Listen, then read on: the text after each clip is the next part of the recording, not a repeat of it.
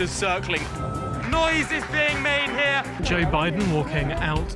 Thank you very much for joining us. Don't miss it. The Briefing with me, Tom Harwood, Monday to Friday, 9:30 a.m. on GB News.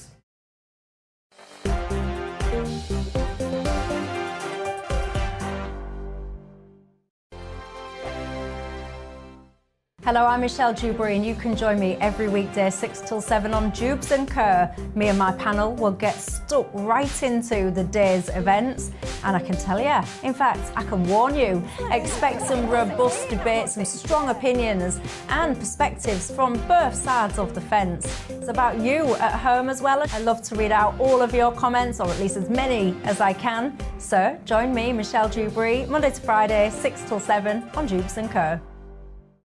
On radio, they call it the drive time slot, 4 p.m. until 6 p.m. as listeners head home. It's that part of the schedule when the dust of the day's events begin to clarify, and we try to make sense of it for you. Brazier is drive time for radio and TV. It's fast, it's punchy, it's opinionated, there's a Brazier angle and a little bit of levity. That's the question. That's two questions, actually. That's Brazier, Monday to Thursday, 4 till 6 on GB News. Hello, I'm Patrick Christie's. And I'm Mercy Moroki. Make sure that you join us Monday to Thursday, 10 a.m. until midday, right here on GB News for To The Point. We're not afraid to talk about the topics that matter to you or the big topics that always matter. We cover absolutely everything, from the breaking political stories of the day to law and order, what's going on in the channel. We're not afraid to hold people to account. We always make sure we include your views on our show. Indeed, if you're thinking it, you can guarantee that we're saying it. So make sure you join the conversation with us, 10 a.m. until midday, Monday to Thursday for To The Point on GB News. I'm Dan Wootton. Join me Monday to Thursday from 9 to 11 for the feistiest and most fun news debate on TV, where free speech reigns. I'll bring you a sharp take on the day's biggest stories, bombshell newsmaker interviews, and A-list guests. And I guarantee you, no spin, no bias, no censorship, and no reason to go to bed. That's Dan Wootton tonight, Monday to Thursdays from 9 on GB News.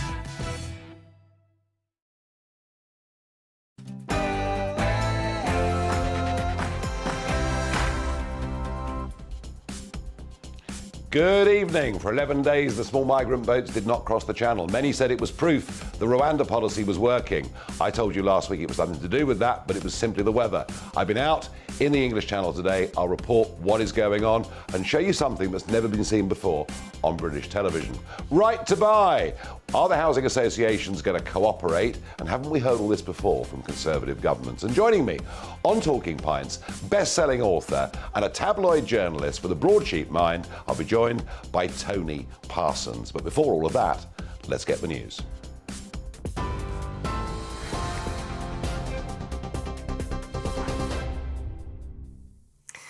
Good evening. The headlines, as you've been hearing, 300 people have been intercepted on up to 9 small boats in the English Channel so far today. Yesterday, the Ministry of Defence confirmed 254 people arrived in 7 small boats. It follows 11 days without crossings, and strong winds and choppy seas are believed to have been a factor there. A survey of asylum seekers in northern France, carried out by the charity Care for Calais, has found 3/4 of refugees will still try to reach the UK, despite the possibility they could be sent to Rwanda. The Labour leader, Sir Keir Starmer, says an international coordinated criminal response is now needed to tackle the problem. I've worked on international criminal organisations before when I was Director of Public Prosecutions. I know what can be done if you've got teams working together across Europe, all the way along those routes, absolutely bearing down on these criminal gangs and working very closely with the French authorities as well. In news away from home, the port city of Odessa in southwestern Ukraine has been hit by a rocket strike, causing deaths and injuries, according to the local governor. Meanwhile, a Ukrainian fighter says civilians still remain trapped in the steel plant in the besieged southern port city of Mariupol, despite some being evacuated yesterday. Officials also say Russian forces have resumed heavy shelling of the area, which continued after buses carrying evacuees left. Mariupol resident Elisa says she's relieved to have made it out. It was a risk. It was a risk, but they wanted to get from Mariupol, so we decided that it's worth it. And I have other relatives still in Mariupol. Perhaps my uncle is in Azovstal. He is in the forces. So I don't know where he is still. So we're waiting. Meanwhile, Ukraine's Navy has released footage of what it's claiming shows a drone strike hitting 2 Russian high-speed patrol boats. The Raptor-class boats are said to have been destroyed at dawn near Snake Island in the Black Sea. Moscow has not yet responded to the claim, and GBNews cannot yet independently verify the video. One of Britain's most wanted men has been arrested after trying to fly to Portugal using a fraudulent passport. Alex Mail from Western-super-Mare in Somerset is accused of drug trafficking and money laundering. He's been on the run since December 2020, when he skipped bail and fled to Spain. The National Crime Agency says he was detained at Lisbon Airport on Saturday after arriving on a flight from Turkey, where he'd been refused entry.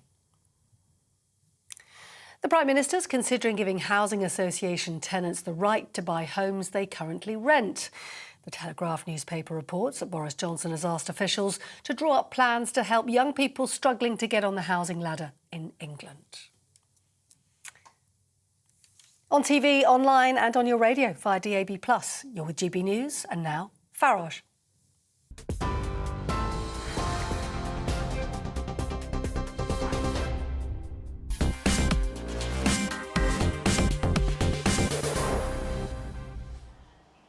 Good evening, everybody. For 11 days, the migrant boats didn't come, and many commentators, even those who'd been very critical of the government over channel crossings, said, hooray, the Rwanda policy is working.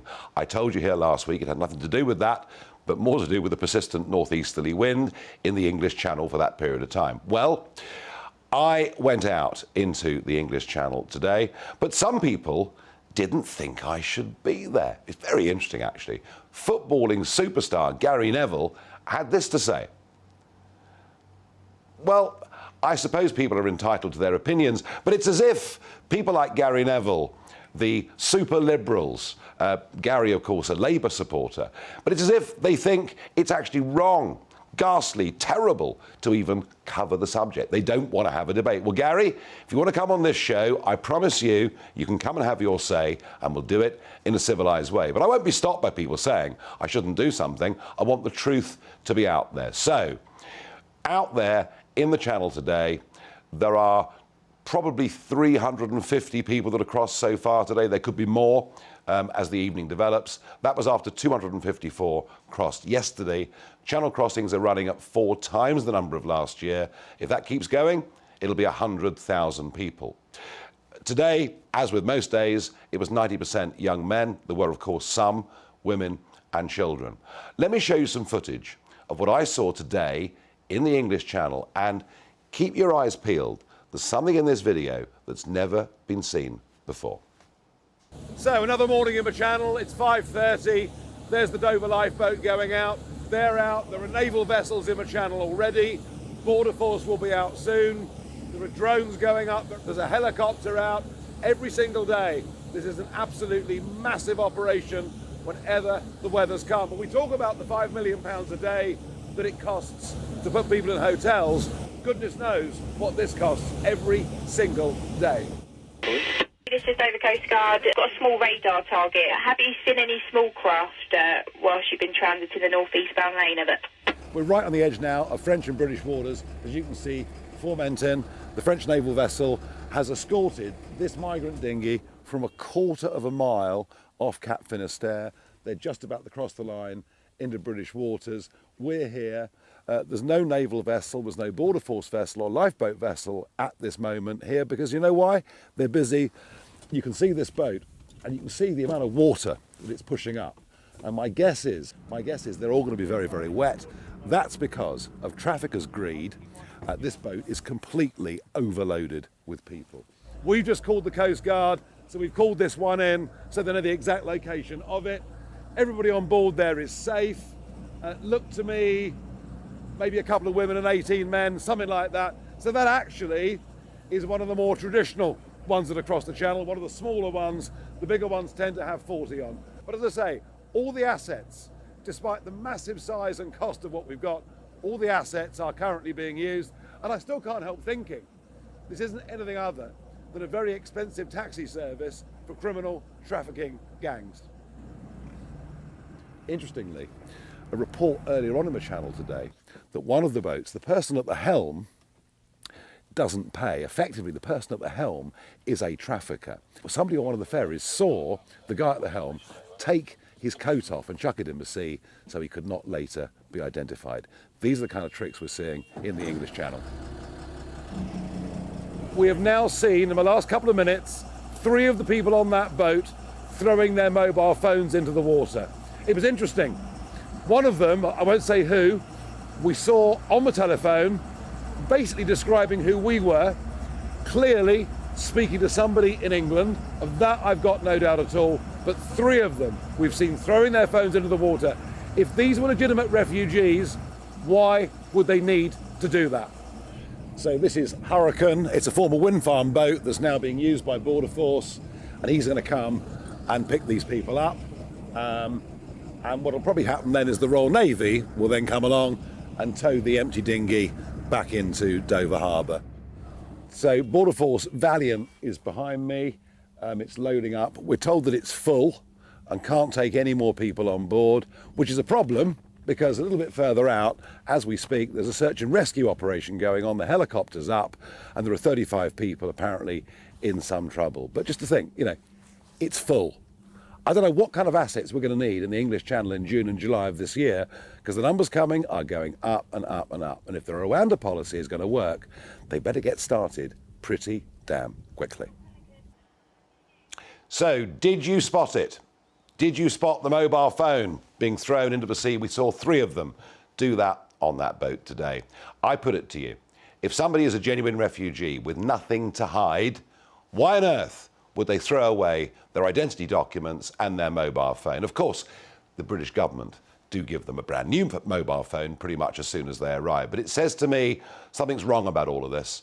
These are not genuine refugees. Why should they be ashamed of their identities? Why should they want to hide who they are? That's what we saw today. So let me ask you, perhaps a little bit tongue-in-cheek, the question of the day: is the Rwanda policy working? Give me your thoughts. Farage at gbnews.uk.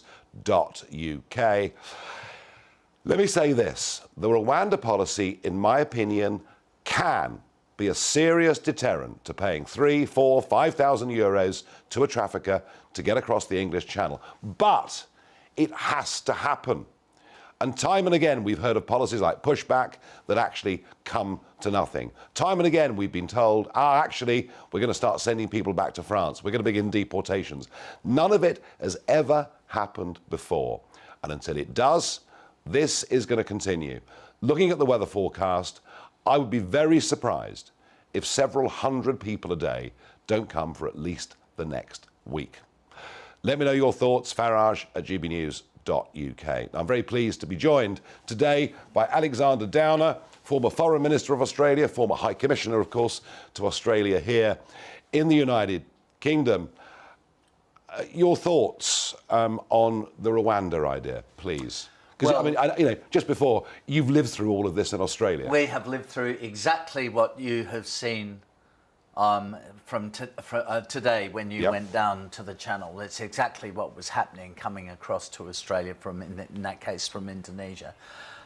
So we, in the end, gave these people a choice. They could either stay in Indonesia, by the way, they weren't being persecuted in Indonesia, they weren't Indonesians, or they could go to Nauru, a small island country in the South Pacific. So that worked. That worked. In the end, they stopped coming. And if you, in the case of the UK, make the Rwandan solution actually work, you do get them to Rwanda, then that will stop the trade. Because those people will have a choice. They can either stay in France, because they're not French people, they're not being persecuted in France, or they can go to Rwanda and can make up their minds, whichever they would like to do. And to Rwanda, it will cost them at least 3,000 euros to pay for the little journey on the little short journey on a very dangerous boat. But you used that island, but there was global condemnation of the Australian government for doing it, and there were stories, weren't there, of people there in Nauru, being abused, getting mistreated. No, but not mistreated by the Australians. No. They were mistreating each other. There was a certain amount of that. There wasn't a lot of it, but there were occasional stories. But you're right. There was a huge campaign run against the Australian government. And it was the United Nations, it was the European Union. I think the British government were pretty critical as well. I don't remember whether the British government were or not, but maybe they were. I just can't remember that. But the European Union was very critical. So as the Australian Foreign Minister, I'd go to these different countries and you could go and visit the United Nations and I would get an absolute hammering. On the other hand, what was happening was that people smugglers were running a racket into Australia. And just as you've seen on television here tonight, these people were throwing their phones into the sea. They were destroying all identity documents. So really, it was exactly the same. This is a carbon copy. Yeah. It's a carbon copy. And, well, if you want a carbon copy, I would implement a carbon copy of what the Australian government did, and that is buzz them off to Rwanda. Yeah, and then after that, after you used the island of Nauru, you then started just towing boats back, didn't you, to Indonesia? We didn't tow many back. We have occasionally towed boats back. It's quite difficult to do that. You can only do it when it's safe to do so.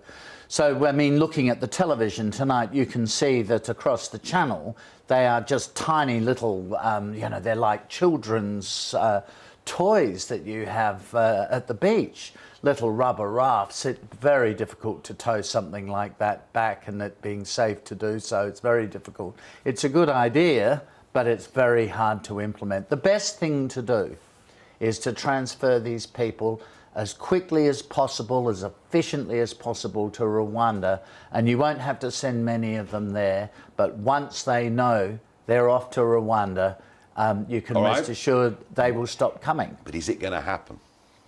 Well, that's up to the government and the Home Office. I mean, for the Home Office, it's a huge challenge to implement this. The Rwandan government, I've met with them myself. The Rwandan government's very willing. They have, of course, a lot of refugees already in Rwanda. The UN funds refugees in Rwanda, so the situation is quite well prepared for refugees there. Boris Johnson called it one of the safest countries in the world. That seemed a bit of a stretch. Well, I haven't visited every country in the world, although I've visited a lot of them. I have visited Rwanda. It's a beautiful country. It's a beautiful country. In Kigali, the capital, is the neatest, cleanest city in Africa, I would hazard a guess. I haven't visited them all, but it's a very, very nice country, Rwanda. And there are a lot of refugees in Rwanda from different countries, mainly in Africa. The UN does take people to Rwanda, the United Nations High Commission for Refugees. They will be protected in Rwanda. They won't be persecuted in Rwanda. No, well, I mean, clearly you think Priti Patel's right to have launched this policy, but it needs to happen. And the first legal action has already been launched by one of the refugee groups. The Calais group have launched already the first legal challenge. And I wonder, you know, with the Human Rights Act legislation we have in this country, I think it's going to be very, very difficult for us. Well, I think, you know, the question is how the government will go in the courts on this issue and the extent to which they will be able to deliver the policy legally. I mean, prima facie, it's completely legal. What's illegal, if somebody claims refugee status, is to return them to the country where they say they're being persecuted. Now, I think I'm right in saying more than 50 or 60% of the people who are coming to the UK across the Channel say they come from Iraq and Iran. Many of them are Kurds from Iraq and Iran. So you can't return them there. That would be illegal. But to send them to Rwanda, which is a signatory of the United Nations Refugee Convention, no, that would be legal. So they should be successful in the courts. It's going to be very interesting, and a lot's at stake for the government. The opposition have nothing to say on this at all. Well, to be fair to the government, I mean, it's a fashion always to attack the government of the day, whoever it is. Yeah, but the government is doing everything it reasonably can. But we voted Brexit to get back control of our borders. Yeah. It looks like we've lost control completely. No, the government, but to be fair to the government in particular, to be fair to the Prime Minister and the Home Secretary, Secretary Priti Patel, they are trying. They are trying. I would to agree. stop Now this. they're trying. Up until now, they haven't tried very hard at all. Well, and I think that's why the Rwanda policy got cheered by Conservative voters up and down the country. At last, they're doing something, but they have to deliver. Alexander, thank you very much indeed for joining me this evening. It's a pleasure. Interesting words, weren't there, from the Australian experience, that if you actually do it, it can really, really work. But will they do it? I don't think it's going to happen unless we get Brexit 2.0. We have to leave the European Convention on Human Rights. We have to get rid of the Human Rights Act. We don't need anybody in Strasbourg to tell us, of all countries, what is right and what is wrong. In a moment, we'll look at the latest overnight proposal, or leak, I think it really is, and that is right to buy. Will the housing associations play ball? Come back in a moment.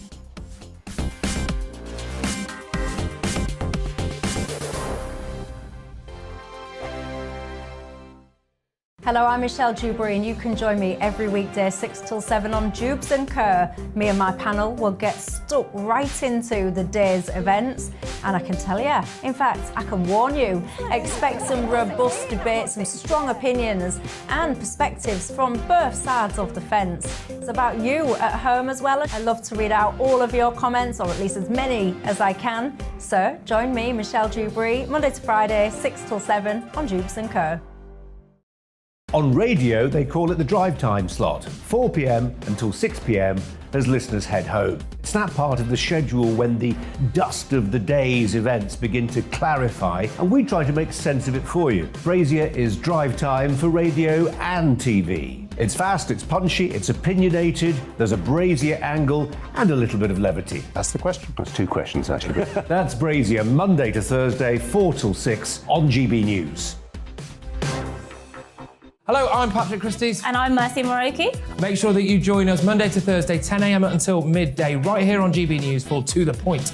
We're not afraid to talk about the topics that matter to you, or the big topics that always matter. We cover absolutely everything, from the breaking political stories of the day to law and order, what's going on in the channel. We're not afraid to hold people to account. We always make sure we include your views on our show. Indeed, if you're thinking it, you can guarantee that we're saying it. So make sure you join the conversation with us, 10 a.m. until midday, Monday to Thursday for To The Point on GB News. I'm Dan Wootton. Join me Monday to Thursday from 9 to 11 for the feistiest and most fun news debate on TV, where free speech reigns. I'll bring you a sharp take on the day's biggest stories, bombshell newsmaker interviews, and A-list guests. And I guarantee you, no spin, no bias, no censorship, and no reason to go to bed. That's Dan Wootton tonight, Monday to Thursdays from 9 on GB News.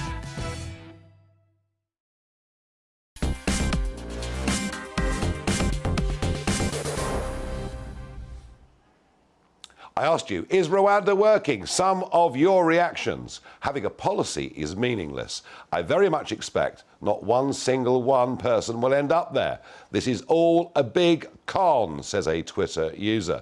All those who have come here in the last couple of days should be sent to Rwanda straight away, says John via email. The Rwanda story is a piece in the larger puzzle of fully leaving the EU and its human rights legislation. Whoever you are on Twitter, you are absolutely bang on the money in my view. It won't work until we actually start sending people to Rwanda. Ryan, you're absolutely right.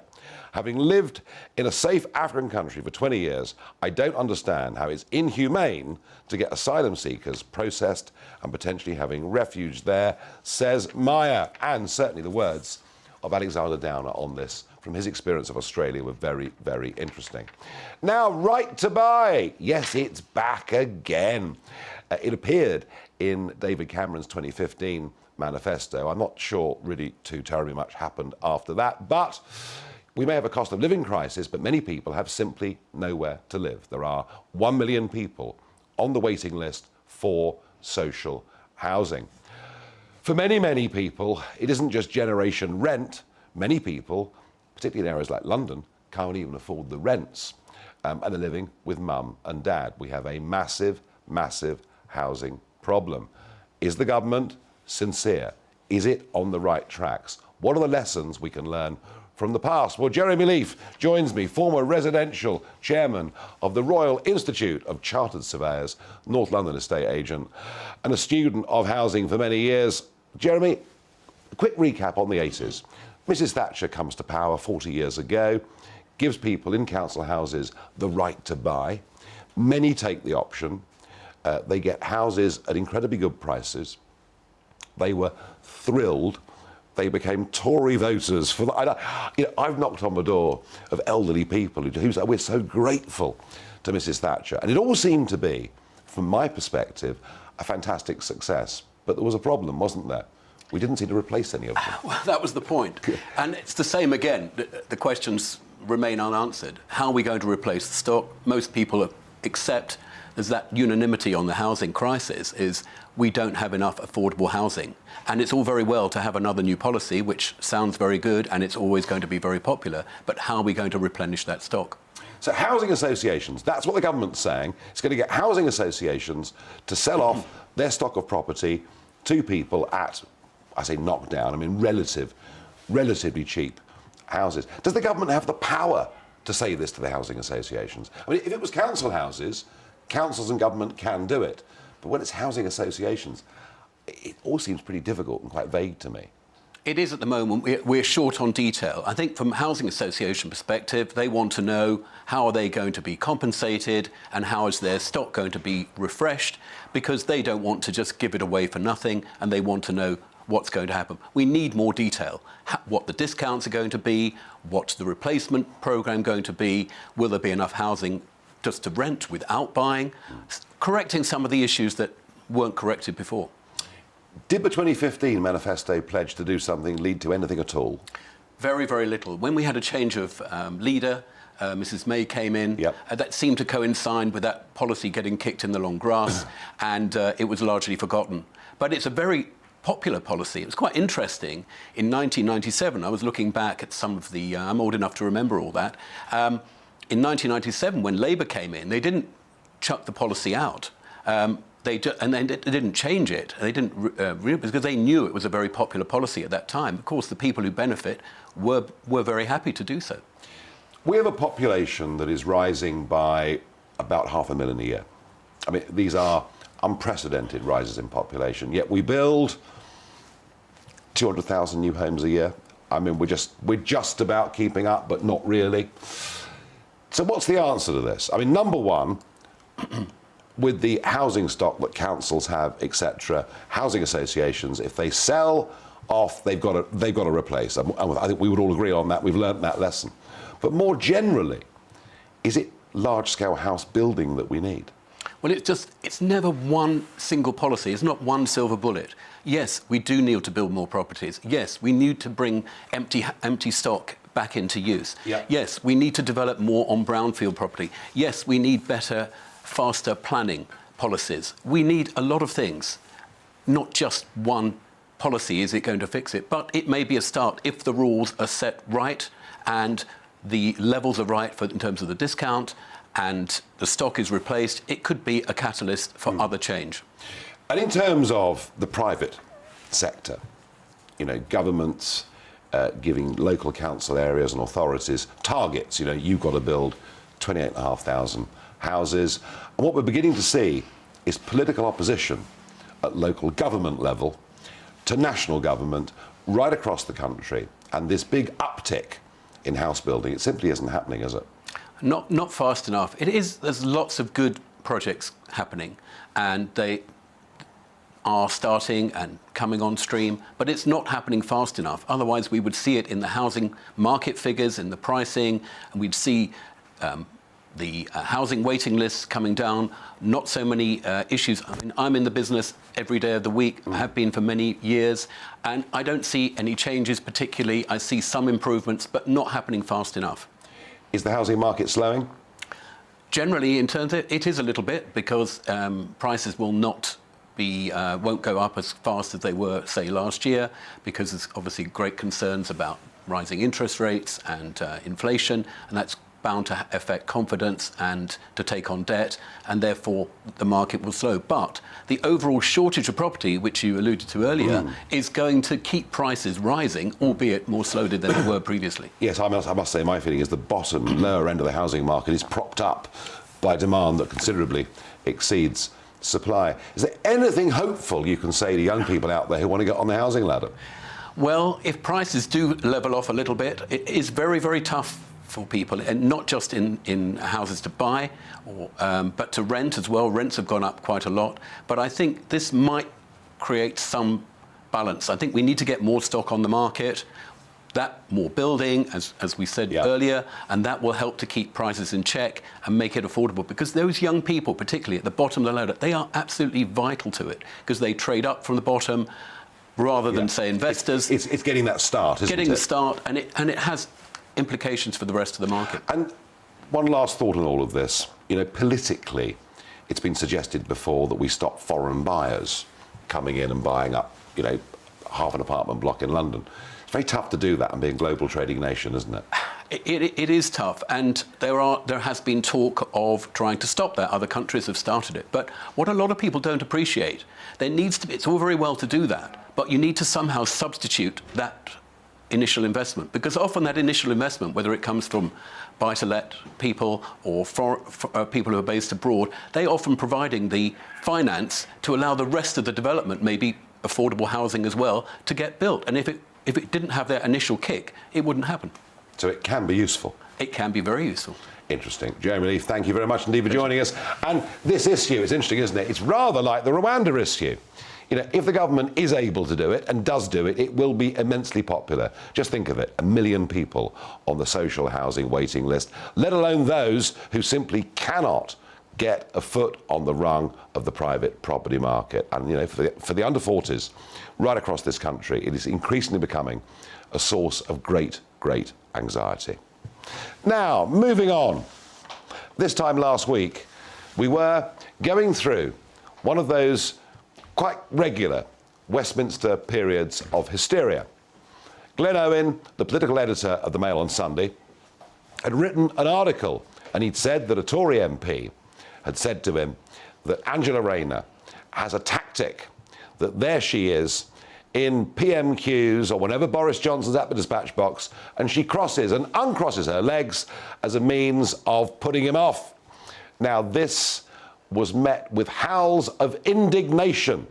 Not only was this Tory MP a dinosaur who, if he was discovered, would be punished with, as the Prime Minister said, the terrors of the earth, but the journalist himself came under question for even writing the article. And I was scratching my head thinking, well, surely the job of journalists is to report what political figures and senior figures say to them. The Speaker of the House of Commons, Sir Lindsay Hoyle, intervened and asked for the editor on the Mail on Sunday to go and visit his office, almost like a sort of headmaster's study invitation. But now it turns out that actually the Conservative Party themselves, who have launched an investigation into this, that four Tory MPs bear witness to the fact that this story emanated from Angela Rayner herself. It was a joke that she was telling that had been doing the rounds in Westminster for several months, and that is what was passed on. And I have to say to all of this, I'm not for one moment saying there aren't problems in Westminster. And I'm aware that there are a large number of MPs from both sides of the House who are facing all sorts of allegations. Yes, we've seen Neil Parish have to resign over the weekend as well. I'm not saying there aren't problems, but what I am saying is to demand, as we had this time last Monday, that procedures, selections to be candidates, that everything should change on the basis of Angela Rayner Gate, when it turns out to be a complete and utter lie, is ridiculous. There are some that say Angela Rayner now is the real spark, the real fire of the Labour Party. But I would just say this to you. Number one, in the course of 1 week, we've learned that she was at a party that her office denied she was at. And number two, she allowed Rayner Gate to go on last week without correcting it and coming forwards and telling the truth. Is it she that started it? And I think to be caught twice in 1 week not being very truthful is not necessarily the antidote to Boris Johnson. On Russian state TV last night, we were given the most appalling, macabre, terrible spectacle. I don't think I've ever seen anything like this in my lifetime. Have a look at what was on Russian state TV last night. It is truly, truly horrifying. Погрузить Британию в морскую пучину российский подводный робот-беспилотник «Посейдон». Он приближается к цели на километровой глубине со скоростью 200 км в час. Нет никакого способа остановить этот подводный дрон. Боеголовка на нем мощностью до 100 мегатонн. That it would be able to cause a tidal wave that is 500 metres high. A thermonuclear torpedo. It would wipe out the country. The British Isles would disappear. And what was left of it? What was left of the country would be a wasteland. I mean, it's almost unbelievable that Russian state TV threatens not just the UK, but the British Isles in this way. And it shows the appalling lengths that Putin, his regime, and his state media are prepared to go to. I think it is truly, genuinely shocking. I think it's absolutely awful. The government is being tough, certainly tougher than the Germans are, but this is a direct threat to the British people. It is vile, it is foul. Some more thoughts from you at home. Is the Rwanda policy working? Is it going to work, perhaps, is the most important thing. The people who cross the channel by dinghy should be given a choice of being sent to Rwanda or being escorted back to France, says Howard via email. Well, pretty much actually what Alexander Downer was saying, give them a choice in France. You can stay there or you can go to Rwanda. It's just that the French, I don't think, will cooperate. And Macron being back in the Elysee isn't going to help us. You have got to stop blaming the people traffickers. People are going to them. They are not being snatched off the streets and shoved on boats, says Tony. The majority are not illegal immigrants. They have tried every illegal route. Sorry, they're not legal immigrants. They've tried every illegal route to get here. Why can't we send them back to where they came from, says Phil. This issue, and it really was interesting, it wasn't just Gary Neville lashing out at me this morning. There were many well-known names in journalism, politics, current affairs, savaging me for daring to go out in the English Channel to cover what's going on. And I'm very pleased we did, not just to get the rest of the media now back talking about this subject, which they will be in the next couple of days, but to get that footage of a mobile phone being thrown into the English Channel sums up the total racket that is going on. Now, in a moment, my favourite part of the show, and I've been up since 3 this morning, so I'm looking forward to it. It's Talking Pints. I'm going to be joined by a phenomenal best-selling author and a tabloid journalist who's got a broadsheet mind. I'll be joined in a moment by Tony Parsons.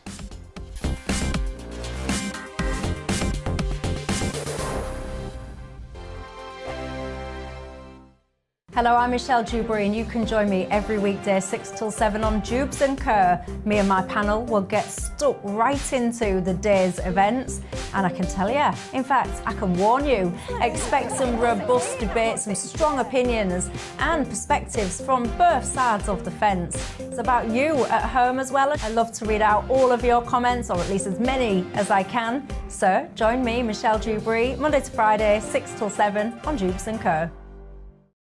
On radio, they call it the drive time slot, 4 p.m. until 6 p.m.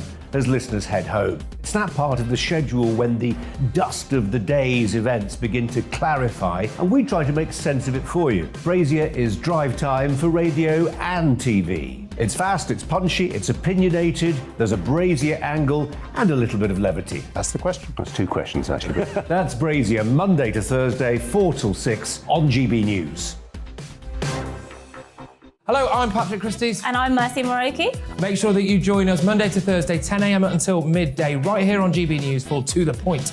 We're not afraid to talk about the topics that matter to you or the big topics that always matter. We cover absolutely everything, from the breaking political stories of the day to law and order, what's going on in the channel. We're not afraid to hold people to account. We always make sure we include your views on our show. Indeed, if you're thinking it, you can guarantee that we're saying it. So make sure you join the conversation with us, 10 a.m. until midday, Monday to Thursday, for To The Point on GB News. I'm Dan Wootton. Join me Monday to Thursday from 9 to 11 for the feistiest and most fun news debate on TV, where free speech reigns. I'll bring you a sharp take on the day's biggest stories, bombshell newsmaker interviews, and A-list guests. And I guarantee you, no spin, no bias, no censorship, and no reason to go to bed. That's Dan Wootton Tonight, Monday to Thursdays from 9 on GB News. Coming up on the Mark Steyn Show, the rumble of digital IDs appear to be making headway in France, the Netherlands and Canada. But just how far are these countries prepared to go to restrict our freedoms? We'll be mulling over that with Maxime Barnier and Eva Vladingerbroek. Jamie Jenkins is back again to take the spin out of the stats. Plus, Afghanistan's former energy minister, Nargis Nahan, will be on hand to discuss the escalating conflict unfolding again on her home soil. All that and more on The Mark Steyn Show, tonight at 8 o'clock.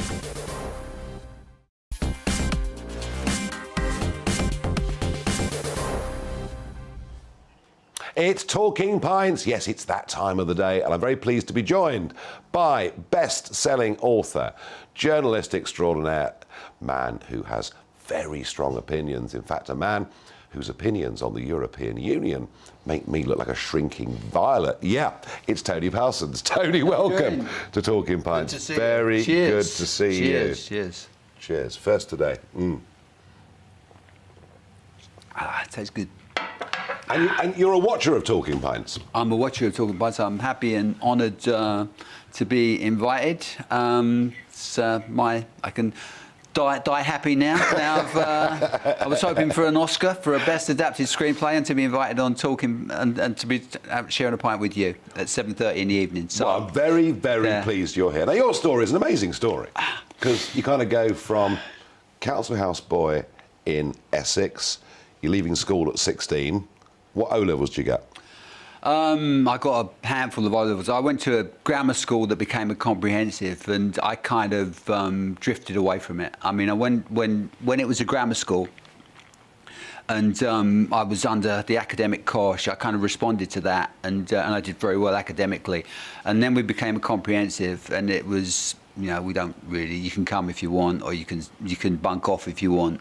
And, you know, I was a very ordinary kid. I kind of went with the flow, you know, when there was an expectation. So Parsons needed discipline, did he? Yeah, when there was the expectation, you know, we're going to get our French O-level a year early, when there was all that, and there was the Latin mottos on the blazer and all that, I responded to that. And then when they left when they didn't really care, I perceived that they didn't really care about us. I kind of let it drift. So I left at the first possible opportunity, and I kind of wasn't, you know, I was not sorry, because I knew I wanted to write, and I thought, you knew then, did you? Oh yeah, very very early on. I thought it was the one thing that I was good at. I thought it was the one way of sticking close to something that I love for a lifetime. I felt I just felt I knew I was willing to work, and I mean, I came from a background where people didn't have careers, people had jobs, and I didn't know anybody. It's not like my kids have grown up with journalists around and broadcasters around and musicians and all that. I didn't really know anybody. I wrote to Keith Waterhouse when I was 16. Yeah. He was a bit of a hero of mine. He was a working class boy. But he was brilliant at everything. Keith Waterhouse was a newspaper columnist. He wrote a best-selling book called Billy Liar. Yeah. He was a playwright. Jeffrey Bernardi's on. Well, he did all these things, and I wrote to him and 99 other people saying, "What should I do? Where should I go? What do I do if I'm a working-class kid and I want to write for a living?" And he was the only person who wrote back to me. He was the one person who wrote back to me, and he said, he did. "Yeah." And later I realised how generous that was, how easy it is to just ignore that kind of stuff. And he didn't. He responded to me and he said, "Dear Tony, get an agent." And I thought, wow, that's what I'm going to have to do. So I was working in a gin distillery, and I wrote a novel, and it got published incredibly. It wasn't a very good novel, but it got published. You see, if I'd left school, yeah, and gone to work in a gin distillery, yeah, I'll probably still be there. Drinking gin, I'm a bit, me and gin, it's a bit like Keith Richards and heroin, you know, I kind of had my fill, you know, I had my fill. We had our time and then it was over, yeah. But all of this was these are all stepping stones to being a writer. Yeah. What did your parents think about? I mean, your father was a war veteran. Yeah, my decorated. My dad was a Royal Naval Commando in World War II. He was in Italy. He was at Monte Cassino, invasion of Sicily. He was very badly wounded on Operation Brassard, which the history book's called Bloody Little Sideshow, which was the invasion of Elba. Picture of him. Oh, that's my old man. Yeah, after the war, and he got the Distinguished Service Medal, and he was always a little bit.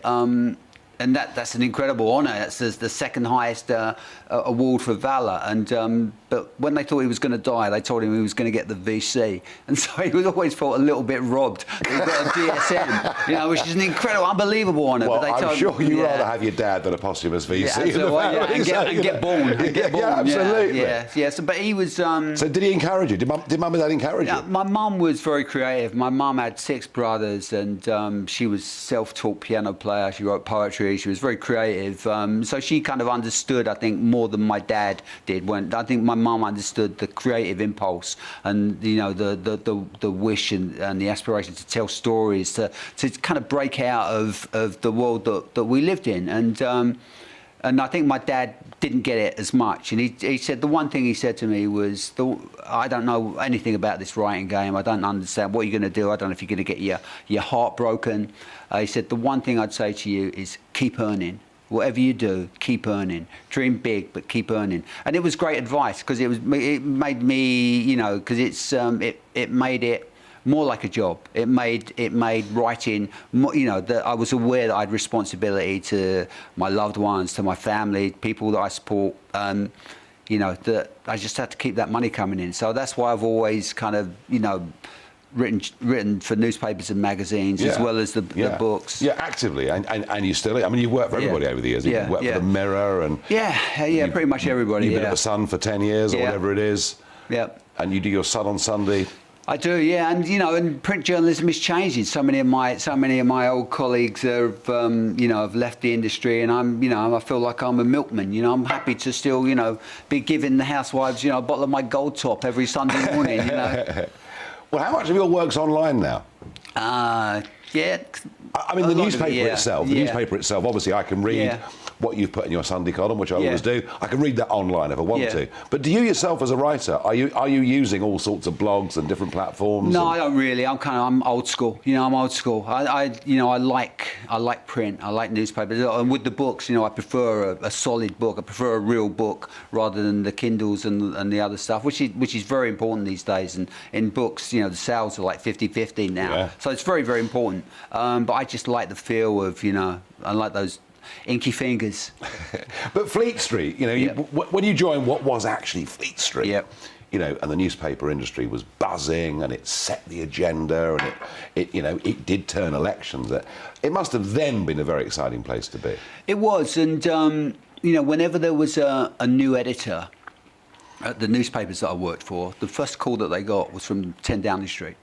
Because they were important, and they could turn history. They were influential on history, and I think that's been lost. But it's I still believe in newspapers. I still think that when there are great events, great historical events, like 9/11, like what we're going through now with Ukraine, I still think newspapers are important. I still believe in newspapers.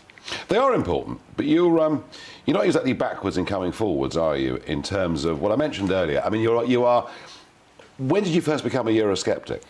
I think, I voted, the very first time I voted was in the 70s referendum. Yeah. And I voted, as the country did, I voted to be a part of this common market. Yeah. And because I thought it was, I bought the line that it was the future, that it was just and all the stuff about the loss of sovereignty and your country's identity disappearing. That was, the small print that we didn't read. We didn't read it as a country. I didn't read it as a young man. I think by the time we were campaigning to save the pound, it just seemed to me that it was no longer an economic project, but a political project. And if it had been an economic project, if it had just been that common market, I think the British people, it would have been so easy to keep the British people within the European Union if they said, look, we understand that a country that hasn't been invaded for 1,000 years sees no reason to give up its national identity. You know, we haven't been conquered. We haven't felt that Russian or German jackboot on our necks. So there's no reason why we should give up who we are. There's no reason why we shouldn't continue to be who we are. So I think by the time we were fighting for the power, I was like looking at the number of times that the Germans had changed their currency in the 20th century and thinking, well, yeah, they had to change their currency, but we didn't. So why? And what was interesting about that time is that there wasn't, it was still, you could still have an opinion. You know, you could still be, you know, I believe that we should keep the pound because I think it's best for my country. It's a big moment, wasn't it? It was a big moment. But one of the people that I was campaigning with was Bob Geldof. And Bob Geldof was very, you know, everyone's forgotten that, and everybody's forgotten that, and that shows how we've become polarised. And now there's this, you know, if you're on one side, then we won it, Tony. But I mean, you're very disappointed with the results. I am disappointed. Yeah, I am disappointed. I kind of almost feel bad about saying that I'm disappointed, but I feel that pretty much every promise has been broken, and some of those promises I think would have been easy to keep. You know, the promise of once we're outside of the EU, the 5% VAT. The VAT. How about that? That was an easy one, wasn't it?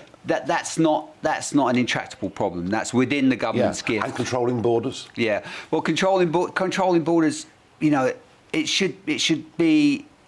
Controlling borders should be keeping out who we want to keep out, but letting in who we want to keep in, and that's, you know, the people. I think the British people. I mean, I've been married to a foreigner for 30 years, and I think that this is a generous, big-hearted, tolerant, inclusive country. I think we've got nothing to apologise about for the way we treat the rest of the world, the way we treat people that come here. But, you know, there are people here that are crying out to give a home to Ukrainians. You know, people really respond to the story. And they can't do that, and they can't do that because there's the paperwork. You know, and should we be ashamed of slavery, and is Winston Churchill about? I mean, how do you see it? I mean, the campaign against Churchill, how do you feel about that? Yeah, well, I think that's madness. I mean, I was brought up to believe that he was a great national hero, and I still believe it, and I'll go to my grave believing it. I think, you know, by all means, learn about slavery, learn about this country's role in slavery, but that includes and how we did our bit of abolished liberating it in 1807. 25,000 British Navy men died enforcing it. Yeah, learn about that too. So I'm all in favour of education. I'm all in favour of that. But don't just learn one side of it. You know. Now the books. You've written book after book after book, and this the new one. Is the latest one, The People Next Door. And you've written books, and how many books have you sold? A few million, somewhere in the million, somewhere in the low million. Oh, it's pretty cool, somewhere in the low million. Yeah, it's not J.K. Rowling, but it's kind of, you know. Well, it's still pretty good, and you've made a few quid out of it. Yeah. What works? Is it your observations on life, on? Yeah, I think. Do people read your books and think, yeah, I've been through that, or I'm feeling that way? I think there is that. I think there's a universal quality to the books, and Man and Boy was my greatest hit, and it's a really simple story, and it's about a father and a son, and it's about your parents getting older and saying goodbye to your parents. And the things that we all go through, and I think it's like a great song that just strikes a chord in your heart, and you feel that it's been written about you. So I think there's a lot of that. They're quite. You obviously felt you had it in you from an early age. I really did. You know, my parents got married after my dad was really badly injured. His torso was a massive scar tissue, and he came very close to dying, and they kind of seized the moment and got married very young. They were teenagers, and then they couldn't have a baby, and I think this was devastating to both of them. My mum had 6 brothers, my dad had 8 sisters and 2 brothers, and I think that they thought, and of course there wasn't, so they were kind of banging away for 10 years, and then kind of gave up, and they were going to drive through Italy on their motorbike. My dad loved Italy, spoke fluent Italian, was in love with the Italian people, and then I came along, and because they'd waited for so long, they both had very, very clear ideas about what I was going to be like, and my dad wanted me to be a tough guy. My dad wanted me to be, he didn't think I could ever be as tough as him, but he wanted me to be tough enough. And so he wanted me to box, and he wanted me to be a scrapper. And my mum wanted to sit me on her lap and read me Rupert the Bear stories, you know. And so my dad bought me this boxing thing where you stood on this plank and you punched it, and it came back and hit you in the face. I thought, I think I fancy Rupert the Bear, yeah. And so it was Rupert the Bear and my mum that made me a writer and a storyteller. Well, you've been a huge success. Yeah. And just a final thought. Yeah. What would you say to young people who are setting out, embarking on a career in writing, who've got that burning passion that you had? Yeah, I'd say to anyone, whether they're going to be a writer or anything else, just stay close to the things you love. You know, just identify the things you love. You know, be prepared to sacrifice things for the things you love. Be prepared to work when other people are knocking off. Be prepared to put the hours in, and you'll have a reward in life. That's what I'd say. Tony, cheers. Thank you very much indeed. Good to see you.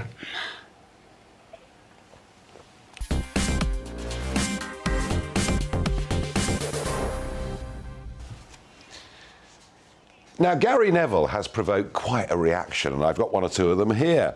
Can't believe a multi-millionaire ex-footballer dabbling in politics recently thinks he knows better than someone who's been in politics for donkey's years.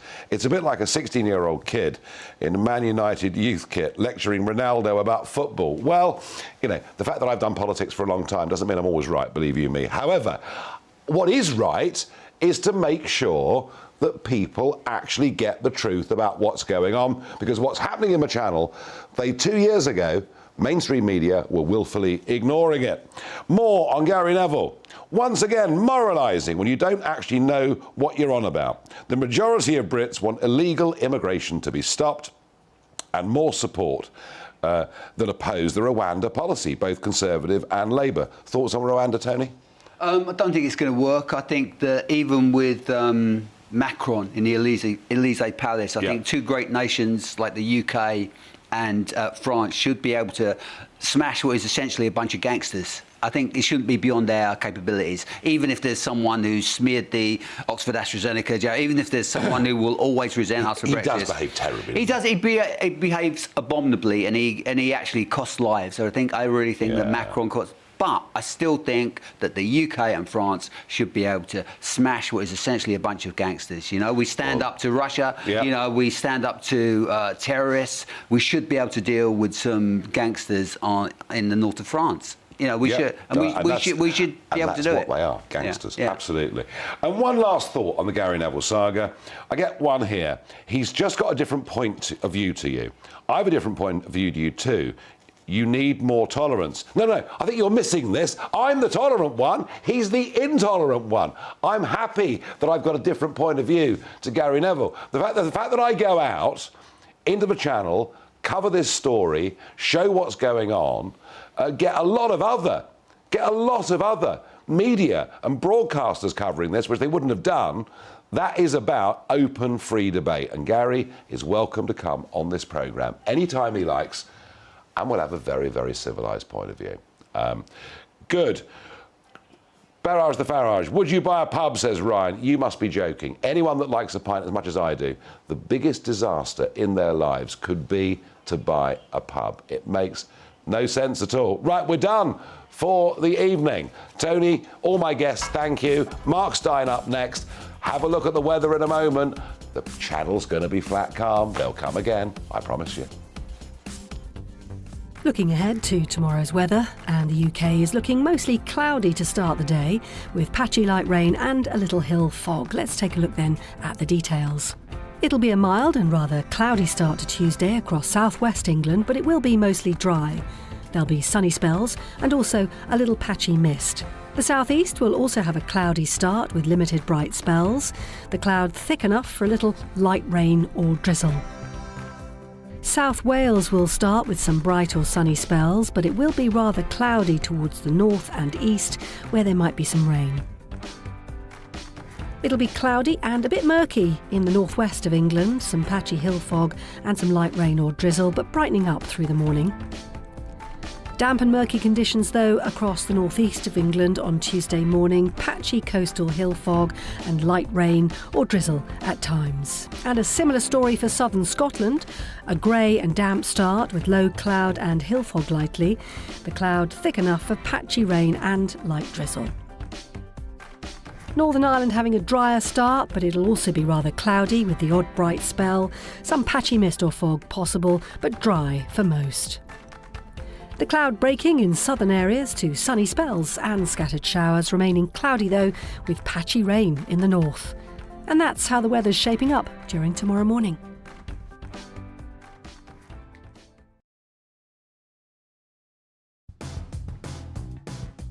Coming up on Dan Wootton tonight, former Dancing on Ice judge and one of the few celebrities speaking out in support of vaccine freedom, Jason Gardner, exposes the toxic truth behind the Be Kind telly elite and reveals how his traumatic experiences forced him off-grid. Plus, plenty of unfiltered opinion from Neil Oliver, positive Professor Carol Sakura, and my superstar panel. Daily Express columnist Carol Malone, senior reporter at the I newspaper Benjamin Butterworth, and broadcaster and campaigner Lalani Dowding. That's Dan Wootton tonight, Monday to Thursday from 9 p.m. till 11 p.m. on GB News.